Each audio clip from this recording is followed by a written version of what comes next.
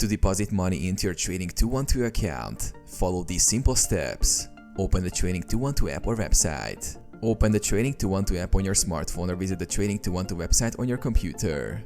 Log into your account. Enter your username and password to access your Trading 212 account. Go to the deposit section. In the app or on the website, navigate to the funds or deposit section. This is where you can add money to your account.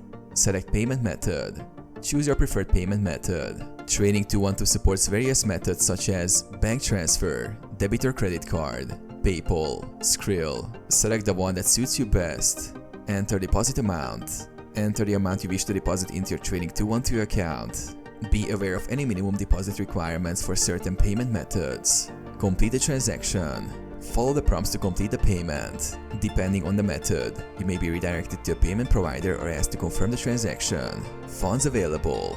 Once processed, your deposited funds should appear in your Trading 212 account and you can start trading.